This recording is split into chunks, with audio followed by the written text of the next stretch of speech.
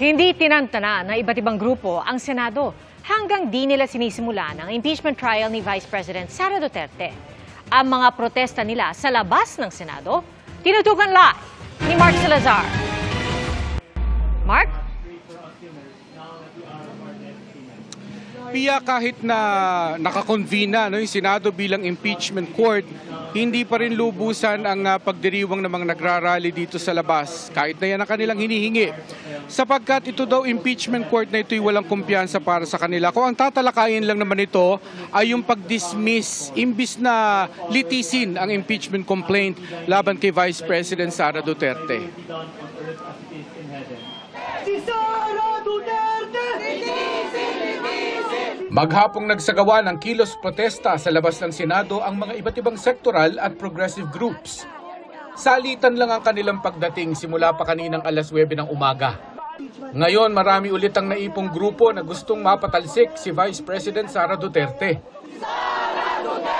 Litisin! Litisin! Sa labas ng Senado, naglatag ang mga rallyista ng sa tingin nila'y matitibay na ebidensya laban sa Vice Presidente. Yung confidential fund, ipaliwanag niya po kung paano nawala, paano ginastos. Hindi po ba yun ang unang hinahanap? I think si Vice President mismo ang bigay ng ebidensya eh. Yung pag-iwas na sagutin ang paratang sa kanya, maliwanag na ebidensya na yon na meron siyang ginagawang hindi maganda. Ngayong gabi naman ay magdi-vigil sa labas ng Senado ang mga grupong Tindig Pilipinas at Akbayan. Wala pa sa convict o acquit ang kanilang hinihingi sa Senado.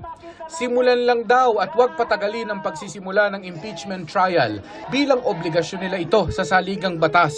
Sa bawat araw po na kanilang sinususpinde at hindi pinoproseso ang trial ay mga araw at bawat oras din po na kanila din pong dinedenay ang aming mga karapatan, dinedenay ang aming hustisya. Tayo ay of course nangangamba na itong pagdiribol, pagdedelay ay sa dulo hindi na nila itutuloy at hindi papayag ang taong bayan na sila ay tatakas sa kanilang constitutional duty at obligasyon sa taong bayan.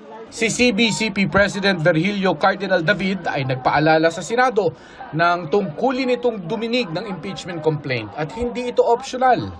Ang pag-delay at pag-dismiss sa impeachment trial daw ay pagtraidor sa konstitusyon.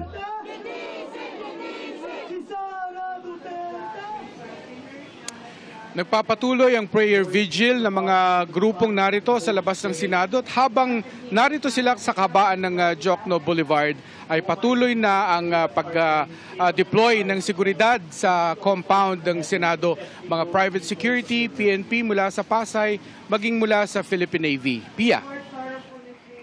Maraming salamat, Mark Salazar.